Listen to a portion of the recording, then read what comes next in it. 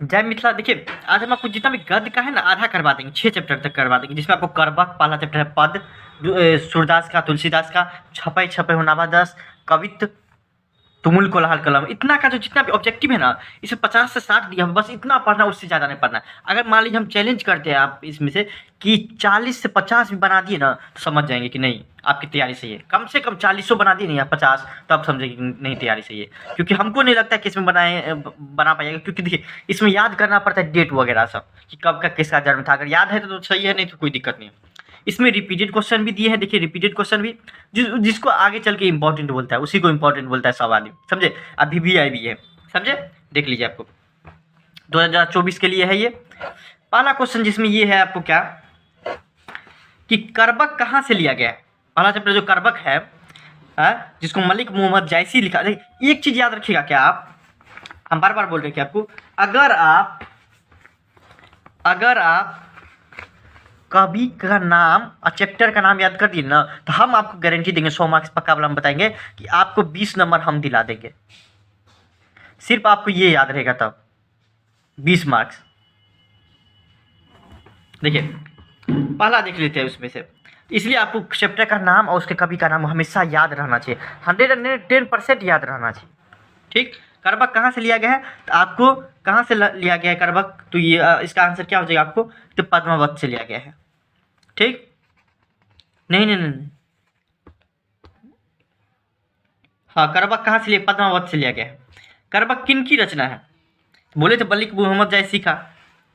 इनमें से प्रेम के पीर के कवि है, प्रेम के पीर किसको बुलाया जाता है, तो जायसी को बुलाया जाता है, समझे। मलिक मोहम्मद जायसी का ही उसका नाम है जायसी। ठीक, फिर देख लीजिए आपको, जायसी किस शाखा के कवि थे, जायसी किस शाखा कवि थे, तो प्रेम मार्गी के। पद्मावत देखिए, प्यारे मोहब्बत लिखा गया पद्मावत है। उसके देखिए आपको क्या है, 5 नंबर देखिए आपको, जायसी का जन्म कहाँ हुआ था, उत्तर प्रदेश में हुआ था।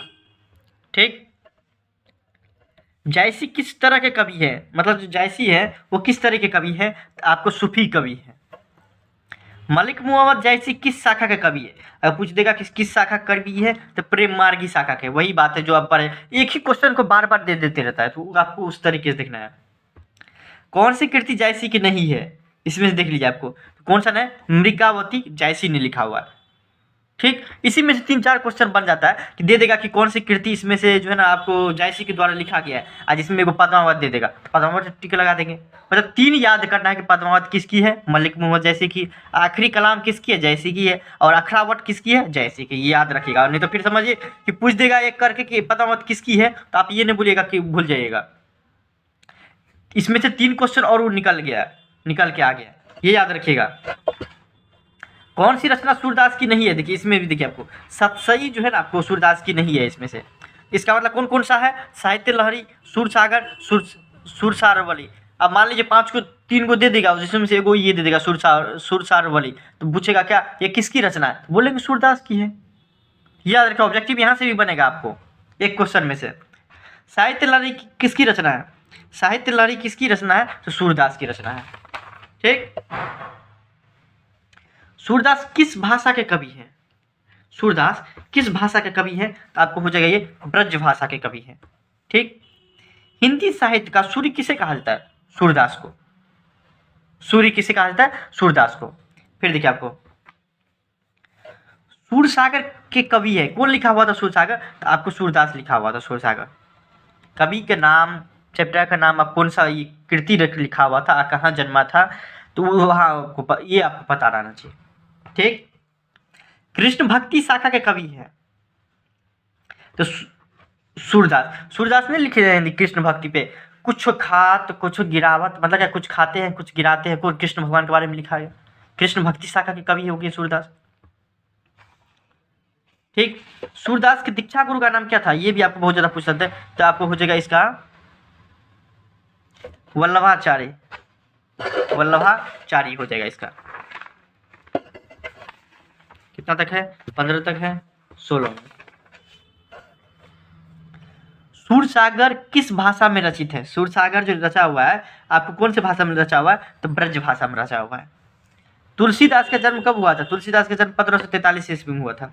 तुलसीदास की पत्नी का नाम क्या था? पत्नी का नाम गीतावली था कि नहीं, पत्नी का नाम रत्नावली था, रत्नावली। वर्वे रामायण किनकी रचना है? तो तुलसीदास की रचना है। किसकी रचना है? तुलसीदास की रचना है। हमको नहीं लगता कि 100 आपको हर एक कारण से पता होगा, क्योंकि इस तरीके से उसको बनाया ही जाता है। तुलसीदास का जन्म कहाँ हुआ था? तो बांदा, उत्तर प्रदेश में। तुलसीदास के दीक्षा गुरु थे, कौन से थे दीक्षा गुरु? तो नरहरिदास थे, नरहरिदास थे। तुलसीदास के दीक्षा गुरु थे नरहरिदास। तुलसीदास किस काल के कवि है? इसमें से बताइए आपको किस काल के कवि है? तो भक्ति काल के कवि है। तुलसीदास के बचपन का नाम क्या था? ये बताइए, तुलसीदास के बचपन का नाम क्या था? राम बोला, हरि बोला, श्याम बोला, शिव बोला, कौन सा था आपको बताइए तो आपको राम बोला नाम था तुलसीदास का। गोस्वामी तुलसीदास हिंदी के कैसे महाकवि थे? जाति के आधारित पे लिखते थे, हाँ, कि आपको अंतर जातीय महाकवि था, स्वच्छंद थे या रूढ़िवादी थे? रूढ़िवादी मतलब बहुत पुराना चीज सबको लिखना, तो स्वच्छंद महाकवि। गीतावली किसकी रचना है? तो गीतावली किसकी रचना है आपको? तो गोस्वामी तुलसीदास की रचना है। ठीक। 26 हिंदी। तुलसीदास किस शाखा का कवि है? तो राम मार्गी। तुलसीदास है राम कुमार। गोस्वामी, रामायण कौन लिखा है? गोस्वामी तुलसीदास। तो राम से रिलेटेड है तुलसीदास। सूरदास किससे रिलेटेड? कृष्ण भगवान से रिलेटेड है। बस हो इतना याद रखे, बस हो गया। 27 में देख लीजिए, तुलसीदास के पठित पद किस भाषा में है? तुलसीदास के पठित पद किस भाषा में? तो अब अवधी भाषा में है। देखो सूरदास के ब्रज।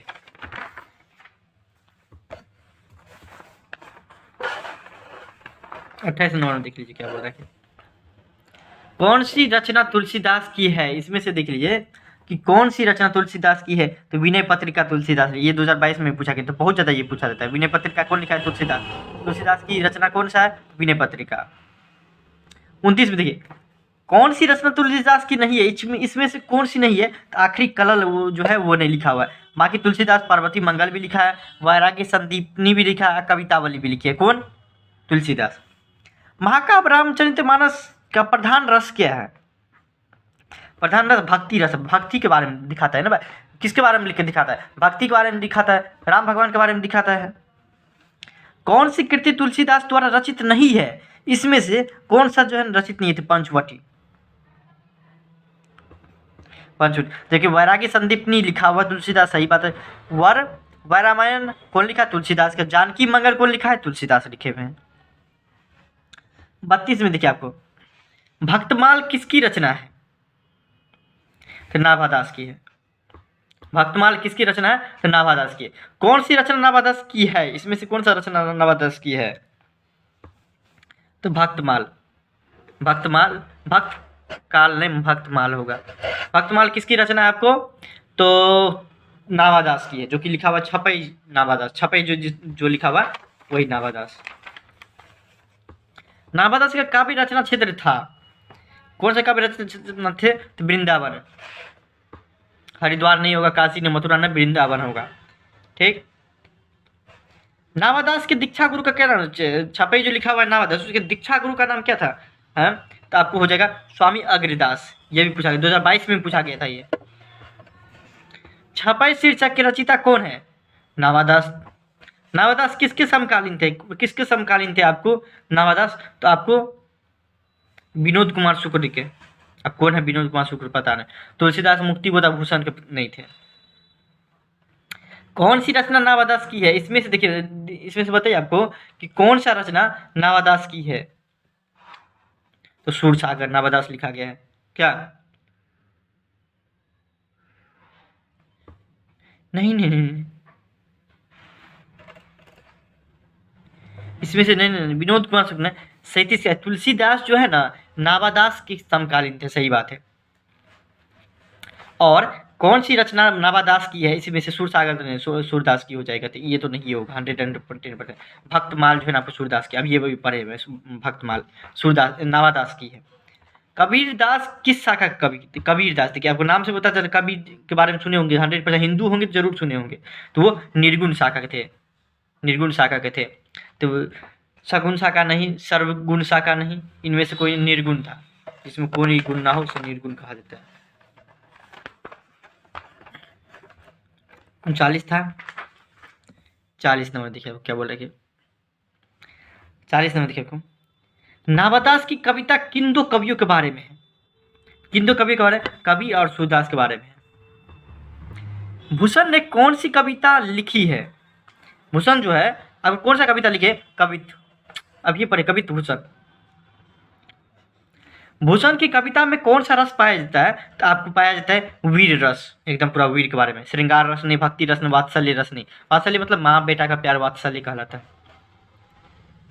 लगाव जिसको नहीं बोलते हैं।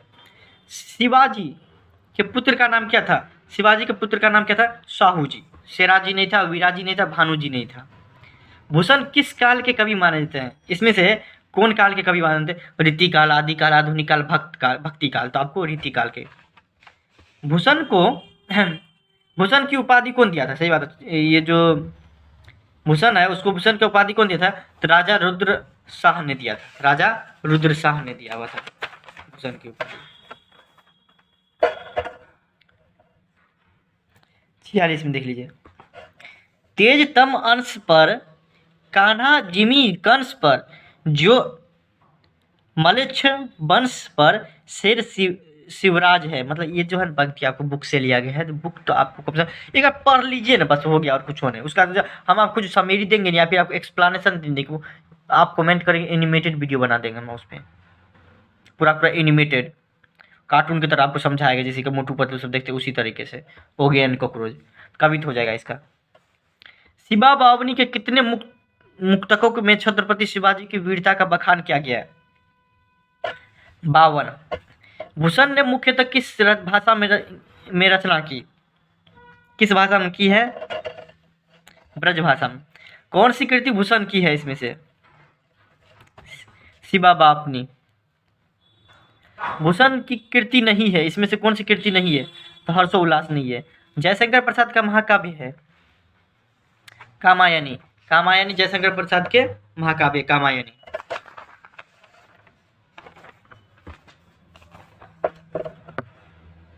52 में देखिए, आंसू किसकी रचना है? तो आंसू जयशंकर प्रसाद की है। फिर देखिए आपको, जयशंकर प्रसाद की नाट्य कृति कौन सा है इसमें से? इसमें से कौन सा है? तो ध्रुव स्वामिनी। आषाढ़ के एक दिन नहीं होगा, लहरों के राजवंश में, कोणार्क भी नहीं होगा। तुमुल कोलाहल कला में किसकी रचना है? तो आपको ये तो आपको कोई भी बता दे, क्योंकि चैप्टर का नाम जो है आपको याद ही करना पड़ेगा, नहीं तो नहीं कुछ नहीं होगा। जयशंकर प्रसाद। तुमुल कोलाहल कला में शीर्षक कविता किस महाकाव्य का अंश है? तुमुल कोलाहल कला जो हम पढ़ते हैं उसमें जो कविता दिया हुआ है वो किसके कहाँ से लिया गया? कामायनी से लिया गया है। अष्टयाम, लहर और मुकुल से नहीं लिया गया। झरना शीर्षक काव्य संकलन किस कवि की रचना है? इसमें से कौन कवि की रचना है? तो अशोक वाजपेयी का है। अशोक वाजपेयी का है। हो गया। अशोक ने जयशंकर प्रसाद, वही तो बोले जयशंकर प्रसाद हो गया इसमें, जयशंकर प्रसाद का है। जयशंकर प्रसाद हिंदी साहित्य के किस काल के कवि थे? इसमें से रीति काल, आधुनिक काल, आदि काल, भक्ति काल। ये इसमें से कौन से कवि काल के कवि थे? तो आपको आधुनिक काल के थे, अभी टाइम के थे। कौन सी रचना जयशंकर प्रसाद की नहीं है? इसमें से देखिए, यहाँ से देखिए बहुत सारे क्वेश्चन उठ जाएगा इसमें से। कौन सा नहीं है? सूर सागर नहीं हो, क्यों? क्योंकि वो सूरदास का हो जाएगा। कामना, ध्रुव स्वामिनी, प्रायश्चित। देखिए इसमें थोड़ा सा भी याद रहेगा ना, तो याद देखिए कोई भी लगा देगा, क्योंकि सूर सागर आपको याद रहेगा किसका है? सूरदास का। तो मतलब ये इसका जयशंकर प्रसाद का नहीं है, ठीक, मार देंगे। इसका मतलब क्या? प्रायश्चित, ध्रुव, वासिनी, अकामना किसकी रचना है? तो जयशंकर प्रसाद की है। ठीक, ये याद, तीनों का तीनों याद रखिए। क्वेश्चन आप देखिए, ये हो गया तो ऐसा ही पूछेगा। ये याद रखेगा कि इस तीनों में से एक क्वेश्चन बना देगा कि जयशंकर प्रसाद का बताइए तो कौन सा रचना है, जिसमें एक में दे देगा प्रायश्चित, टिक लगा देंगे प्रायश्चित पे। क्या हो गया? 59 में देखिए आपको, तुमुल कोलाहल कला में प्रसाद जी की किस रचना से ली गई है? तो आपको बोले थे कामायनी, बार बार बोले कामायनी से लिए गए। एक ही क्वेश्चन बार बार दे दिए। जयशंकर प्रसाद किस वाद के कवि थे? इसमें से कौन सा वाद थे? छायावाद के कवि थे, समझे। ध्रुव स्वामिनी कैसी कृति है? ध्रुव स्वामिनी जो अभी इस जयशंकर प्रसाद द्वारा जो लिखा गया वो किस तरह का है? तो आपको एक महाकाव्य है, नहीं महाकाव्य रहता सब आदमी जानता है नाम। गीत काव्य है, नहीं है। गीतनाट्य है, नहीं, तो नाटक है, नाटक है। ठीक, इतना में बताइए कमेंट करके 61 में आपको कितना का कितना सही हुआ ये आप कमेंट करिए। चलिए थैंक यू सो मच। अगर कुछ प्रॉब्लम हो तो इंस्टाग्राम पर फॉलो करिए, मैसेज करिए। चलिए थैंक यू सो मच।